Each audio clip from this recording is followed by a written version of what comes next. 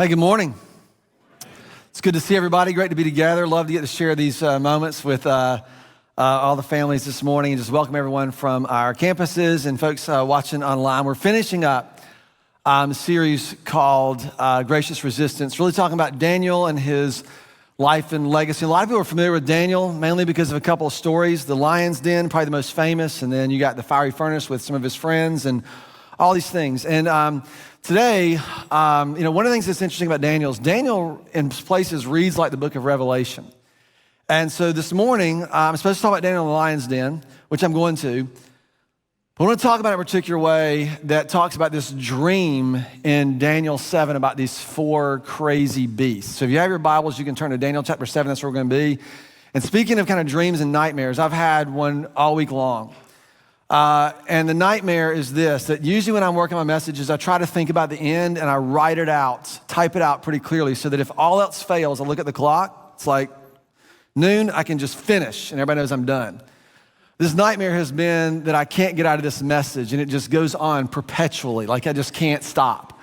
So like every time I get to the end, I can't find the end, so I start back over and so I hope that doesn't happen to y'all today. But I want to talk about this idea of what gets set up in the book of Daniel. Because Daniel is a story not about a lion's den or not about a fiery furnace. Daniel is a story about a stubborn faith.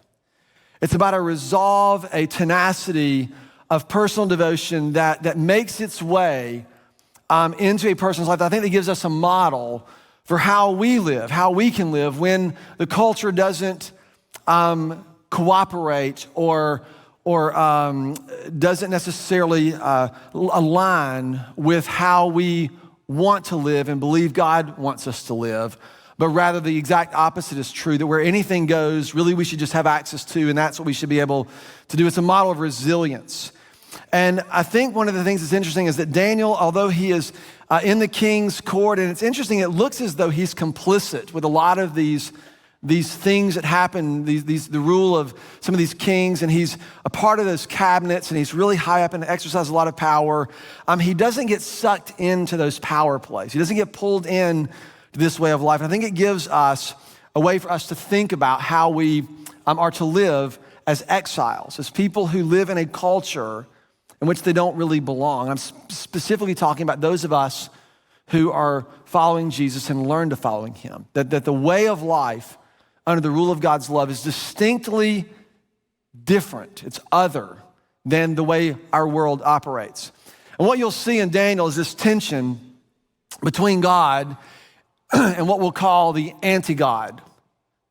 And specifically, this rule or this governance underneath this rule of God or this rule of anti-God. And what you'll begin to see, and I want to really paint this after, because a lot of us have this idea that the gospel is really about God coming to us, and then it's a decision about what happens to us after we die. We've been saying this for a long time around here, trying to help us understand, trying to help me understand, and then leading our church through this, that the gospel isn't so much about what happens to us when we die, but what happens to us when we live. It's about how do we find and learn how to live a life. And what you'll begin to see is the way this is presented for us throughout the scriptures. This is really everywhere when you begin to look at it. It's this sort of idea of God restoring humans to a sense of humanity.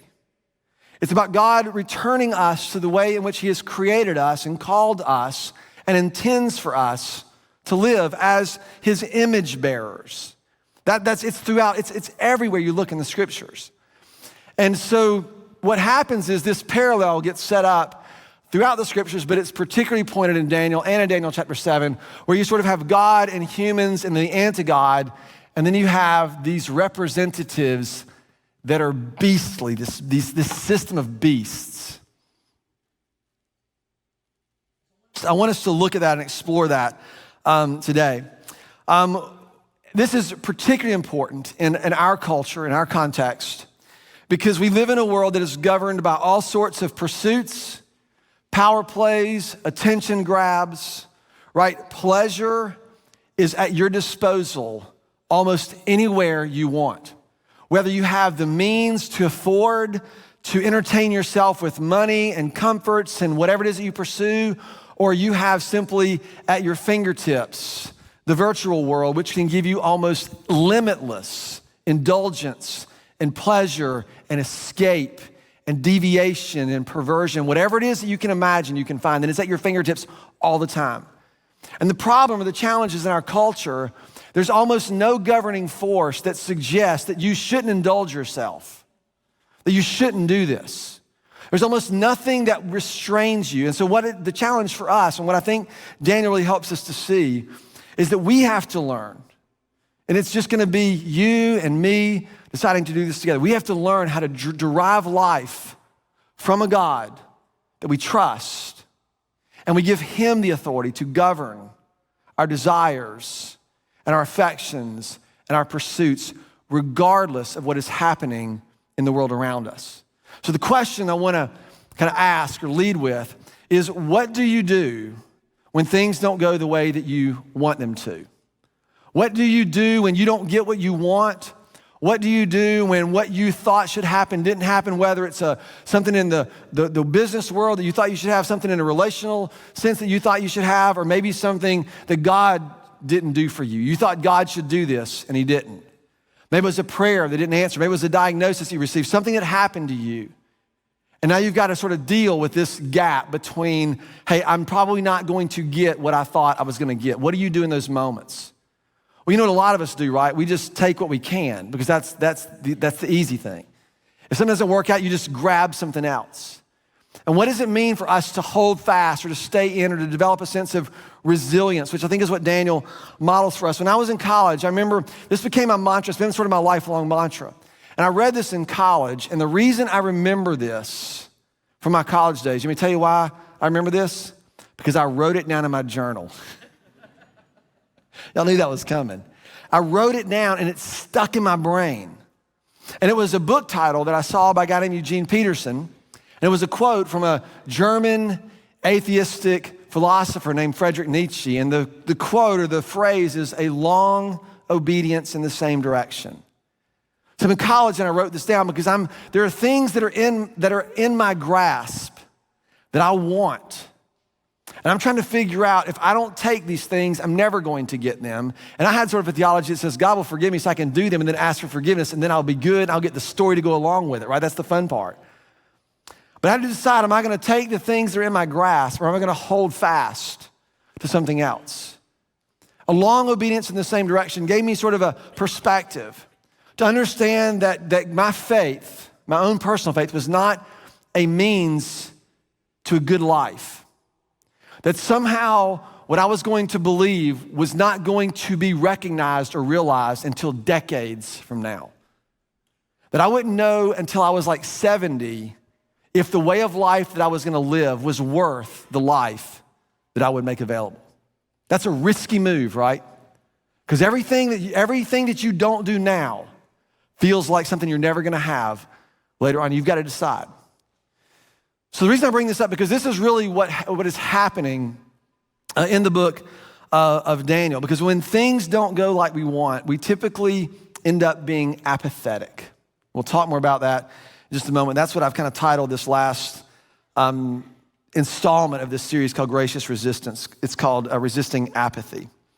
Daniel, if you recall, right, this is the book that's recorded for us of this Babylonian captivity. So God's people, Jerusalem, Babylon comes in under King Nebuchadnezzar.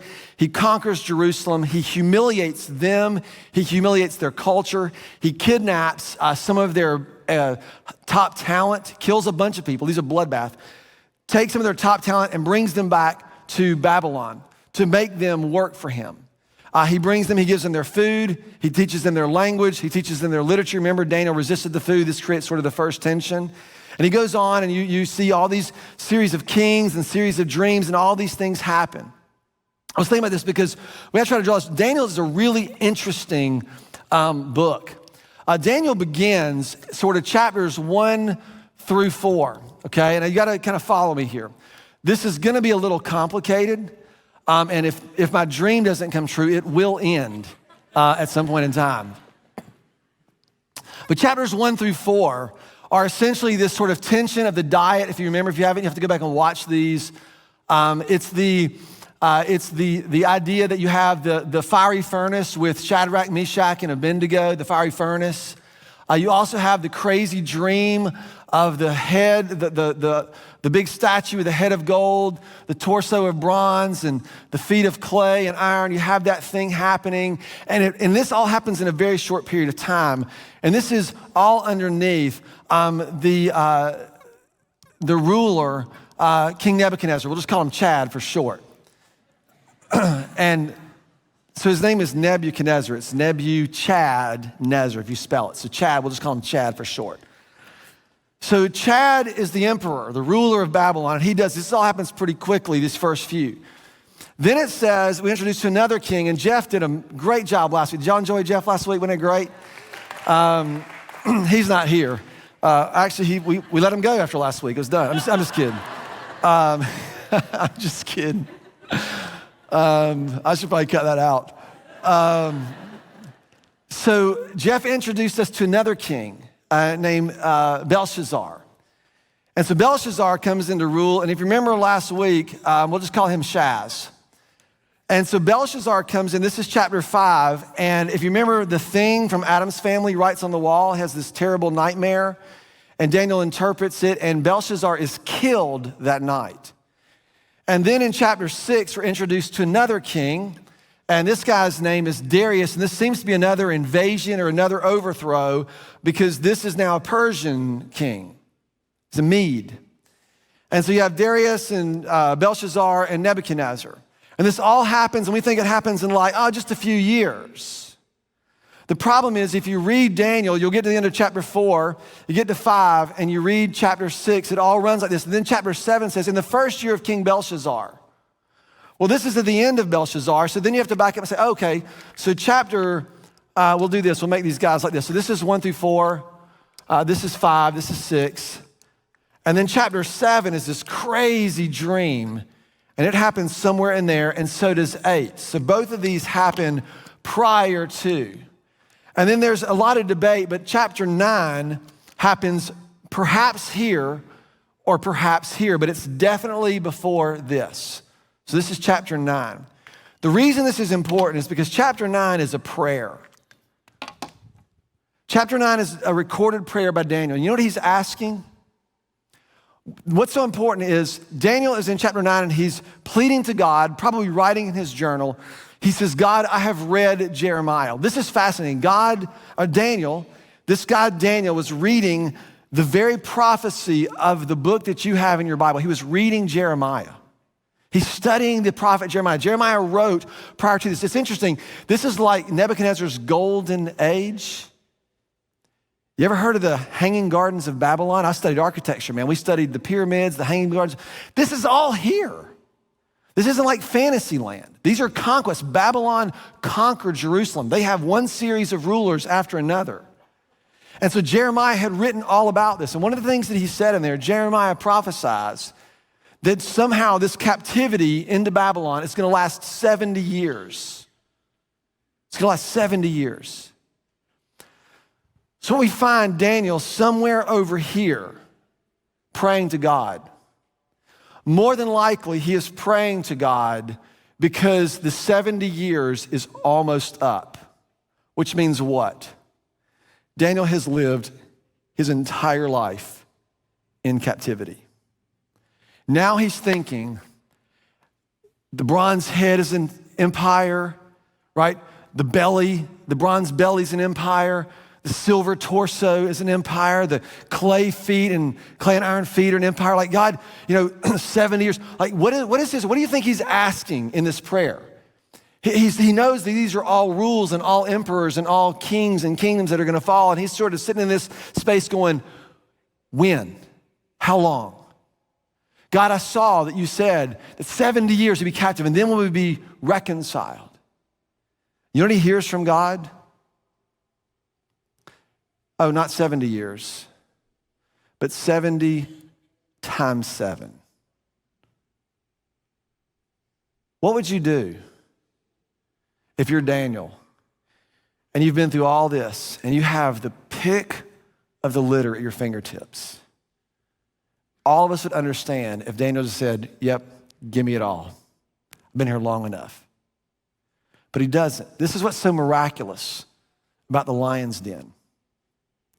Daniel lives under this rule of God. He has consistently for all of his life. And it's interesting what happens. This is worth noting. That Daniel has a tremendous amount of influence and a tremendous amount of trust because he's demonstrated this capacity to have wisdom and to be dependable and all these things. And he has trust and he has influence. But what everybody who lives in this system thinks Daniel has is power. And I'll be really clear because this is something that especially those of you who are looking to learn how to walk in the way of Jesus and to lead in the way of Jesus and to take positions of responsibility and leaderships in the name of Jesus. It is always about influence and trust, and the world will always perceive it as power. And if you're not careful, you will get sucked right into that way of thinking and think that you have something that you weren't given. And we think about influence like our whole posture from me, our goal is we recognize, and we try to recognize this often, and we try to talk about this, that we recognize that anybody who listens to us or trusts us is a privilege that is to be stewarded with tremendous care. It is not a right. Nobody has a right to a platform in this place. We steward trust and we leverage influence for the sake of what we believe that God is doing and asking of us, not for anything else. It can very easily get pulled because most everybody pulls you into power just to make you more than you are. Try to use it for things. Oh, you deserve this, you should. And very few things restrain a person from taking what they can. We have to learn how to draw life from God to become the kind of people that he wants us to be. So here's what happens to Daniel. They look at Daniel, all these folks somewhere in here. Daniel's got a lot of influence with the kings. He's trusted. In fact, he's in charge of a whole group of people. And they're like, we want him out of the way. So they try to dig up dirt on him. They can't find any dirt. That's not American politics. You can find that everywhere. They couldn't find anything on Daniel. So here's what happens, Daniel 6, verse 6 and 7. So the administrators and satraps went to as a group to the king, and they just kissed up to him. King Darius, may you live forever. You're the man, you're beautiful, your hair is awesome, right? That's what they told him. Then verse 7, the royal administrators, prefects, satraps, advisors, governors, all agreed. We've all thought about this. We've come together. We all agree that the king should issue an edict and enforce the decree that anyone who prays to any god or human being during the next 30 days except you should be thrown into the lion's den. This sounds flannel board and kids' Sunday school. This is very violent and horrifying. This is not the United States of America where you have due process. You cross the ruler in Babylon and you die. It's just the way it was. So he makes this edict. They're all like, you're the man. He makes this edict. And by that, in those days, whatever edict was given had to be followed. There was no appeal. It just had to be followed. So it's really, you have to know this. So here's what Daniel does. At this point in his life, after he's asked, God, how long? And God says, longer than you're gonna live. It's gonna be longer than you're gonna live. Before we look at what Daniel did, I wanna ask you a question. How many of us would be content to give our whole lives for things that we'll never experience? For a vision for generations, to build and to do things that are gonna benefit our children's children and maybe their children behind them. We've had this in our DNA for a long time as a church, but I think it's part of what gets overlooked in our culture, and it is one of the unique opportunities for the church is that we have a generational responsibility that is available to us. At this point in my personal tenure, right, long obedience in the same direction, it has served me well. I've been here 23 years just trying to do just one thing and do it as the little things just faithfully in front of me as they come. That's what I've tried to do. And now I'm here, I'm still very young, by the way, but I'm 52 years old, and now what I'm starting to look for is how is it, what's the church gonna be like 25, 35, 40 years from now? I see these kids we just, down here, and I like, when they step into these positions, what kind of handles are they gonna have to be able to do what God is asking of them, that generation, not just try to do what we've always done and preserve what we did way back in 2023. Like that means we have to let go of stuff. We have to entrust. All these things have to happen. But this is what Daniel's here, right? And he's at this point, and he knows that whatever is going to happen, he's not going to see. And now they've made a plan to get rid of him. And here's what Daniel says. Chapter 6, verse 10. Now Daniel learned this decree had been published, so he knew it. He went home to his upstairs room where the windows opened toward Jerusalem. 3 times a day, he got down on his knees and he prayed, giving thanks to God.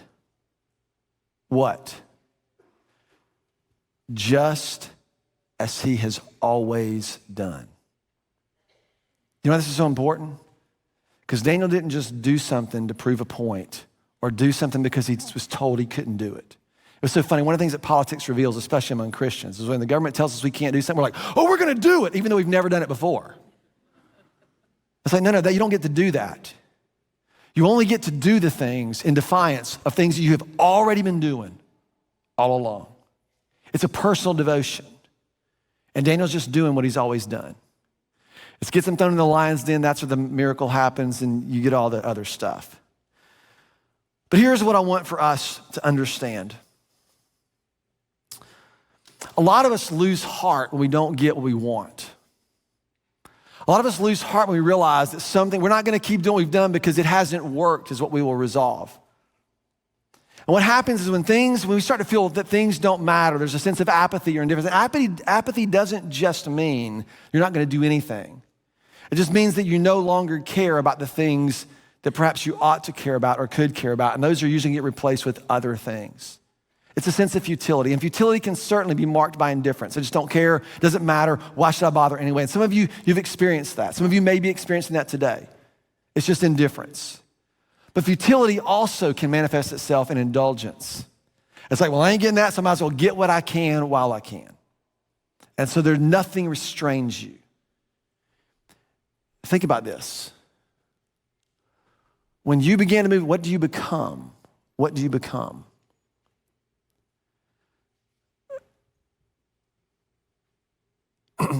Personal devotion is about doing what is in front of you faithfully. Faithfully. Everything that is in front of you, faithfully.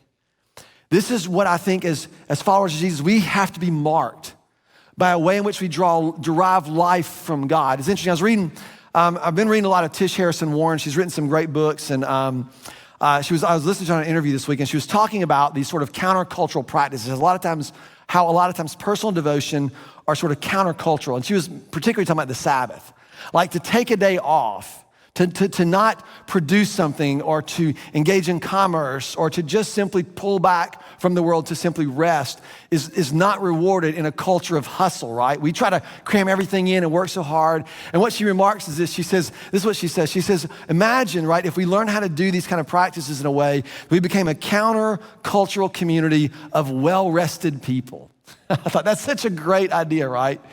What if when everybody else is exhausted and like, oh my gosh, I'm just doing the grind, we're like, oh no, I got purpose, man. It's Monday, I got purpose. Like, you know how weird people would think that you are? What if we were a countercultural community of like well-rested people? And I began to think about this, right? What if we became a countercultural community of hopeful people? Of people who aren't prone to cynicism or apathy? People who the fact that the president or your party or whatever law or whatever, that whatever's happening, you cannot be pulled into apathy or cynicism because there's a hope in you. And that hope doesn't just make you optimistic. That hope drives deep enough that makes you care. That's the difference. Personal devotion does something more than just make us moral. Hope does something more than make us optimistic. It causes us to move outward towards others. One of the things we've seen, Daniel has served people consistently. People he vehemently disagreed with in ways in which he could have been accused of being complicit to these rules. So that's the end of part 1 of the message, okay? I told you this is like actually really important. So here's part 2. What intrigued me was if he knew all this, what happened right here, this dream in Daniel 7. And what I began to notice as I read, this is so funny because I'm reading all these books and trying to research, and what I kept seeing over and over again is that, and this is just said like it's a matter of fact, is that one of the things is to remember is that Daniel 7, this dream in the middle of this book, is a clear demonstration of the fulfillment of God's kingdom and this rule of the Messiah. It's crystal clear. So I said, okay, let me look at this dream. Y'all look at this dream? Here we go, Daniel chapter 7. Daniel's here, right? He's been through the fiery furnace. Things are getting a little heated, no pun intended. Fiery furnace, little heated. And he has this bizarro dream. Here's his dream. In the first year of Belshazzar, the king of Babylon, I had a dream, visions that passed through his mind while he was lying in bed. So he wrote down the substance of his dream. Daniel said, in my vision, I looked, and there before me were 4 winds of heaven churning up the great seas. And this was a vision of chaos, this churning up of just absolute chaos. And out of this chaos, 4 great beasts, different from the earth, all came up out of the chaos. Remember, this is a clear presentation of God's kingdom and the rule of the Messiah. Okay, you with me? The first beast was a lion, had wings like an eagle. And I watched it till its wings were torn off and it was lifted from the ground. It stood on 2 feet like a human being.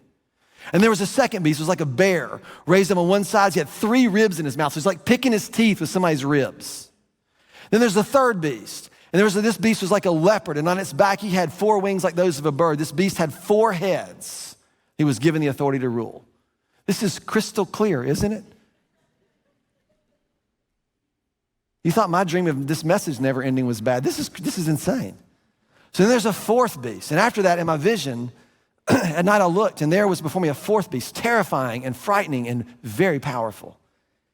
And he can't even describe it. So he just says it has like large iron teeth. It crushed and devoured its victims, and it trampled underfoot whatever was left. It was different from all the former beasts because it had 10 horns. You know what Daniel does next? This is what it says. While I was thinking about the horns, I'm like, who does? Like, let me think about those 10 horns. One comes up. There's 3 of them that were uprooted, and then there's this horn had eyes like the eyes of a human being and a mouth that spoke boastfully. There you go. There's the gospel right there. We good? Perfect. Next week, I'm just kidding. I got a few minutes left. So Daniel keeps looking. Look what he sees. It's be on the screen, chapter 7, verse 9. As I looked, thrones were set in place.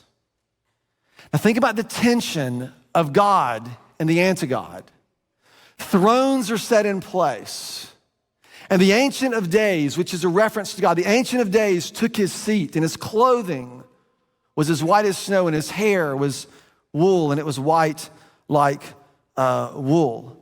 And his throne was flaming with fire, and its wheels were all ablaze. So there's this God who comes, and he sits on his throne, and he's sort of in this mobile God-mobile with wheels of fire. And then he goes on, he says that out of this was flowing a river of fire was flowing, coming out from before him. Thousands upon thousands attended him, and 10,000 times 10,000 stood before him. And the court was seated, and the book was opened. It's time, right? This is a picture of power and might and glory that causes you to stop and cower. This is what Daniel's seeing. We skip on down and we read this. Verse 13, in my vision at night, I looked, and there before me was one like a son of man. There's a throne, these thrones, and on the one throne is the Ancient of Days, and then there is one who is like, and the literal word is Bar Adam, literally son of man. It is human. There is one human who is ascending, or who is coming with the clouds of heaven. Look where he was coming. He was coming, he approached the Ancient of Days, and he was led into his presence. He was given authority and glory and sovereign power, and all the nations and peoples of every language worshiped him. If you were here at Christmas time, do you remember this from Revelation, that every tribe and tongue and nation? Do you know what the tension was? It was Jesus, or the Lamb that was slain, and it was the Antichrist. It was one system versus another. This is all setting this up. This is all about this rule and what Daniel is seeing. His dominion is an everlasting dominion that will not pass away. And his kingdom is one that will never be destroyed. And then it just says that Daniel was troubled by this dream. You think? This beast is destroying everything in its path, including the holy ones. And out of these holy ones emerge this humanity, to like one coming on a cloud, to ascend to this place where God's rule is. So Daniel asks for interpretation. He gets it. It basically gets worse before it gets better. He says, yep, they're coming. They're going to kill everybody. And Daniel chapter 7, verse 21, if you read down, it says this: as I watched, this horn, remember the horn that had the eyes of a human that spoke boastfully, this horn was waging war against the holy people, and he was defeating them. Until the Ancient of Days came and opened the book and said, now it's time. And pronounced judgment in favor of the holy people of the Most High. And at the time when they did what? When something was made available to them. The time they possessed the kingdom. So it's really important to pay attention to this particular part, because it says everything was getting defeated and destroyed until the Ancient of Days took his throne. And at that point in time, he says, something happened to humanity that allowed us to take hold of something, namely the kingdom, this rule. So it's really important for us to think about this. He goes on, verse 26, the court will sit, so this will happen. Everybody's gonna sit down, all rise kind of thing, sit down. But the court will sit, and with his power, and his power, the power of the beast will be taken away and completely destroyed forever. Then the sovereignty, power, and greatness of all kingdoms under heaven will be handed over to who? I didn't understand you. To God's holy people. I'm not making this up. All of this rule and reign will now be handed over to humanity in the way God has intended humanity to be. And then he goes on and he says this: his kingdom will be an everlasting kingdom, and all rulers will worship and obey him. We will live under the authority of God's beautiful rule of his love. That's the picture. So what does this have to do with anything? All right, you gotta go to work tomorrow. We're gonna do it. Hey, we talked about a super beast, man, with this big horn. And what kind of wacky church do you go to? This idea of this Son of Man coming on a cloud, ascending to this throne. I've read the Gospels so many times. So many times. Do you know what Jesus referred to himself as? Like most people refer to him as Jesus the Christ, Jesus Messiah, Jesus the Anointed One, his position, and Jesus always received it. He never dismissed it. He always received that title. But he never referred to himself as that. You know what he called himself? You see him consistently through all the Gospels saying things like this: the Son of Man did not come to be served, but he came to serve and to give his life a ransom for many.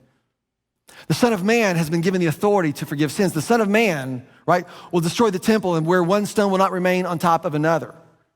The Son of Man will go into the belly and will return in 3 days. The Son of Man, the Son of Man, the Son of Man, the Son of Man, all throughout. This is what Jesus called himself. Do you know what every Jewish person would have known when he called himself that? That he was talking about something in this realm. So now, listen, there's the leopard and the bear and the lion and all this it's got Greece and Persia and all this. And people have tried for years, right? For years to figure out when is this gonna end? When is Jesus coming back? When are these end of days? And I think basically what he said here, it's gonna be 490 years. I don't think it was a literal clock to count 490 years and then figure out which president it is that's the Antichrist. I think 400 or Putin or whoever you think it might be. I think it's this endless cycle of rule.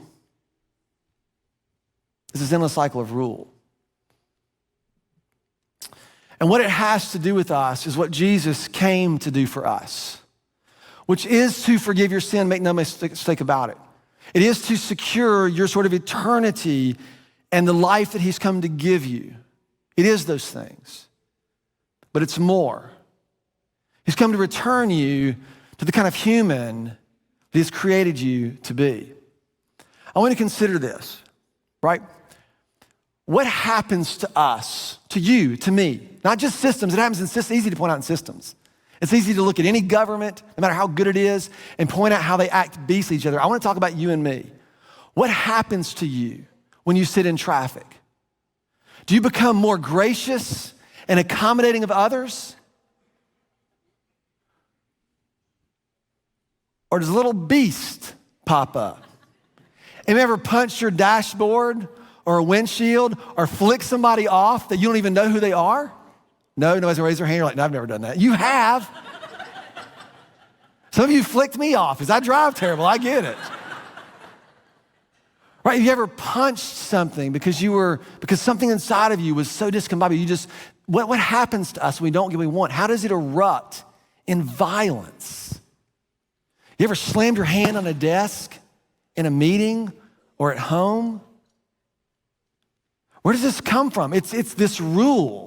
It's the trajectory of life apart from God, of anti-God. It is the trajectory. Think about our sexuality, right? Do we act more chaste and dignified if just given to ourselves, or do we become like really debased and like perverse and animalistic? Like which would describe the sexual culture that we have been bred in, no pun intended, for the last 2 generations? Does it feel more like human or does it feel more animal? Like we can't control ourselves because that's just what we are, sexual beings. No, that's beastly. People who live under the rule, Jesus says, or the scriptures teach us, right, that we are to possess our bodies in holiness and honor so as not to cause harm to another person. So it's this personal devotion, not to be a moral person. It's this personal devotion to remain human. So how? What did Jesus do that makes this possible? Right, so the Son of Man came to seek and save that which was lost. The Son of Man, all these language. So Jesus is about to be crucified, and he goes before Caiaphas, the high priest. And Caiaphas has to give, this is literally the belly of the beast. Jesus is in the belly of the beast. He's about to deal with the Jewish temple system. He's about to deal with Rome and Pilate and all the stuff. And he's standing before Caiaphas. Caiaphas is sort of like the big cheese. Like he gets to decide, is this charge worth going over to Rome to seal his death? And so he's standing before Caiaphas. And if you know about what Jesus would say things like this. When he stood before Pilate, and Pilate's like, are you the king of the Jews or not? And this is what Jesus says to him. Jesus says, oh yeah, I'm a king. But if I were of this world, if my kingdom were of this world, my followers would fight and we'd win because I can kill you all. Right? That's what he says. I could call down legions of angels and they would annihilate all of you. And I can guarantee you that's what I would have done. So Jesus is standing before Caiaphas. And this is what Caiaphas says. This is in Matthew chapter 26. The high priest said to him, I charge you under oath, the living God, tell us, and look at the language, if you are the Christ, the Messiah, if you are this title, the Son of God. And Jesus is like, yep, if you say that, you said that, not me. Then Jesus replies, but I say to all of you, from now on, what does he say? You will see the Son of Man sitting at the right hand of the Mighty One on the coming of the clouds in or of heaven. You will see this human moving to the Ancient of Days, and at that point in time, guess what we get? We get to possess all that God had intended for us from the very beginning. I mean, let's read it again. Back up to verse 27. then the sovereignty and the power and the greatness, right? When the Son of Man ascends to where the Ancient of Days is, then the sovereign power and greatness of all the kingdoms under heaven will be handed over to the holy people of the Most High. And his kingdom will be an everlasting kingdom, and all the rulers will worship and obey him. The thing that Jesus did for us, is to forgive us of our sin, right? He did for us what we could not do for ourselves in forgiving our sins. But he became for us what we could not become for ourselves, but would only be found in him, to return to the kind of human that God has intended us and calls us to be. That we learn to live as new humans as a new humanity in a new rule. That's the charge, right? That's Daniel 7. How killer is that? Because here's why. What I think Jesus knew is in the moment, because he stood before them and what happened to him, right? He was crucified. Like he stood in the belly of the beast. He could have killed them all, but he took everything they had. Do you know why? You know what I think is so important about this for us to get? This is why your faithfulness, your long obedience in the same direction matters. Because Jesus knew that in the moment I become like the beast, or in the moment I act in the way of the beast, I bear the image of the beast. And you know this is true. The moment you begin to act in these ways is the moment you begin to bear the image of someone other than who you've been created to be. And all of us know this. You've had moments where you lost your mind, and the enemy tries to tell you, oh, that's just who you are. And you know inside of you, all the people around you love you know that's not who you are. There's somebody else there. You just can't seem to find them. And it's not because you swear or promise. It's in all the 100,000 little acts of faith that you do, and you incline yourself to refuse to act in the way of the beast and thereby bear the image of the beast, and you begin to act in the way of the Son of Man, and you become like the human that you have been intended to, bearing the image of God that you were created to bear.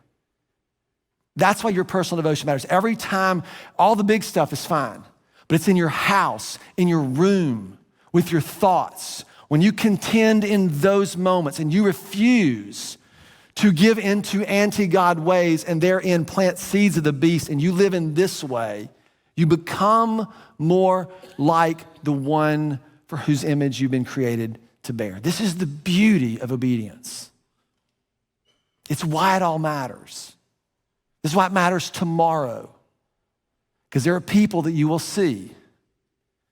You can make them feel more human and alive, or you can kill them slowly with indifference and apathy, with words, right? We know this.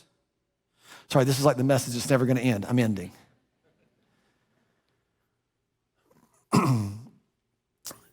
The thing that Daniel modeled, and I think pointed us to Jesus, is he models how you work in the belly of the beast and you maintain allegiance to the Lamb.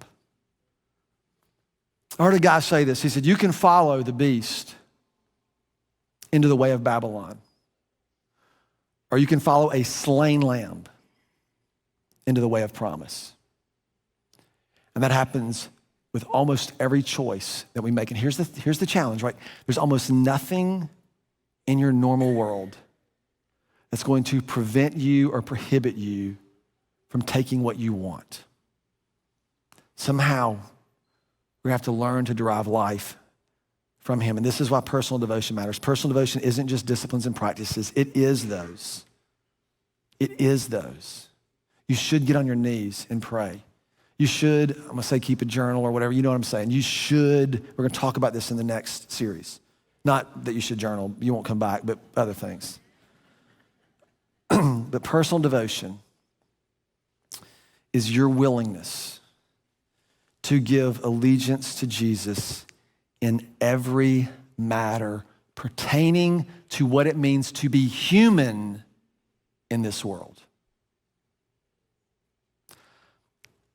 I don't care about your piety. It's how do you live this out in the world in which you live with all of the pressures and pulls and things that are available to you. To live in the way of Jesus so that we bear the image of the one named Jesus that we've been created and called, right, to do. That's Daniel 7. How's that? Feeling good? Okay, thank you.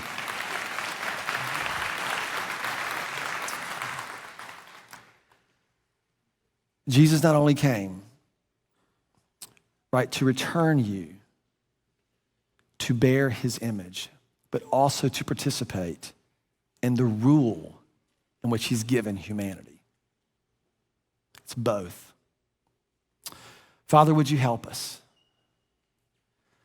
I know there are men and women, families here in this room and all of our gathered rooms and watching online. And they've received terrible news, whether it's health or some kind of job thing or something in their family. God, there are people who have opportunities in front of them that they could just take whatever they want when they want it. God, I ask for discernment and wisdom so that the things that we might not receive in our lifetime, God, wouldn't prohibit us from bearing your image in the meantime, right? That something would happen now. Father, give us courage, give us the kind of friendships and community that we need to share and to bear this together. Father, we will become a hopeful people, a countercultural community of hopeful people who resist optimism or who resist pessimism and apathy and cynicism, but aren't just optimistic, but we care deeply for the world. So Father, teach us. Thank you for the life of Daniel. And may we kind of represent or bear the legacy that he leaves in the way that we live. We ask all these things of your son, Jesus, who is our King. Amen.